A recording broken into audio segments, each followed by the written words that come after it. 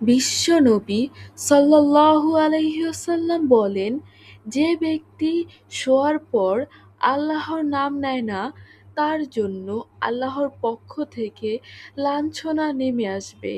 আবু দাউদ শরীফ, হাদিস নং 4856।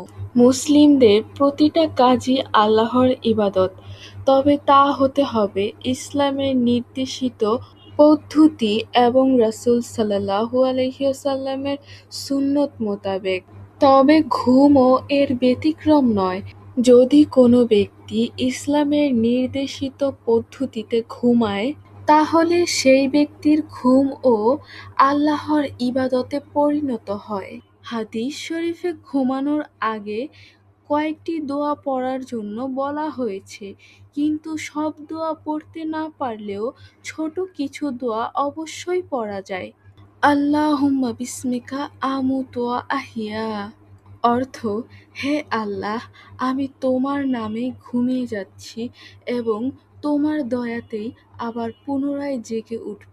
হযরত আয়েশা রাদিয়াল্লাহু আনহা বলেন, রাসূল সাল্লাল্লাহু আলাইহি ওয়াসাল্লাম প্রতি রাতে যখন বিছানায় যেতেন, তখন দুই হাত একত্র করে তাতে সূরা ইখলাস, সূরা ফালাক ও সূরা নাস পড়ে ফু দিতেন। তারপর মাথা ও চেহারা থেকে শুরু করে যতদূর সম্ভব দেহে ৩ বার দুই হাত বোলাতেন।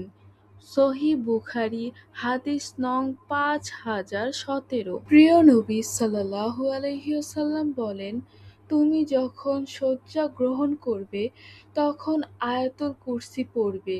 তাহলে আল্লাহর পক্ষ থেকে সর্বদা তোমার জন্য একজন রক্ষক থাকবে এবং সকাল পর্যন্ত শয়তান তোমার কাছে আসতে পারবে না। সহিহ বুখারী, হাদিস নং ২৩১১। আরও একটি হাদিসে প্রিয় নবী সাল্লাল্লাহু আলাইহি ওয়াসাল্লাম বলেন, যদি কোনো ব্যক্তি ঘুমানোর আগে সূরা বাকারার শেষ ২ আয়াত তিলাওয়াত করে, তবে এটিই তার জন্য যথেষ্ট হবে। বুখারী, হাদিস নং ৫০৪০। তার মানে, কোনো ব্যক্তি যদি এই ২ আয়াত পাঠ করে, তাহলে পুরো রাতে তার নিরাপত্তার জন্য এই ২ আয়াত যথেষ্ট হবে। নবী করিম সাল্লাল্লাহু আলাইহি ওয়াসাল্লাম সূরা মুলক সম্পর্কে বলেছেন, কুরআনের মধ্যে ৩০ আয়াত বিশিষ্ট একটি সূরা আছে, যেটি কারো পক্ষে সুপারিশ করলে তাকে মাফ করে দেয়া হয়। তিরমিজি শরীফ ২৮৯১। এছাড়াও রাতের বেলা পরিষ্কার পরিচ্ছন্ন এবং পবিত্র হয়ে ঘুমানো সুন্নত। রাসূল কারীম সাল্লাল্লাহু আলাইহি ওয়াসাল্লাম বলেন, যদি কোনো মুসলমান রাতে আল্লাহকে স্মরণ করে, অজু শেষে শয়ন করে এবং রাতে জাগ্রত হয়ে দুনিয়া ও আখিরাতের কোনো কল্যাণ আল্লাহর কাছে প্রার্থনা করে, আল্লাহ তাআলা তা দান করেন। সুবহানাল্লাহ। আবু দাউদ শরীফ ৫০৪২। তার মানে, ঘুমের মধ্যেও আল্লাহ তাআলা তার বান্দাদের জন্য অসংখ্য কল্যাণ রেখেছেন। মানুষ যদি সঠিক নিয়মে ঘুমায়, তাহলে সেই ঘুমই কখনো কখনো তার নাজাতের পথ হয়ে দাঁড়াতে পারে।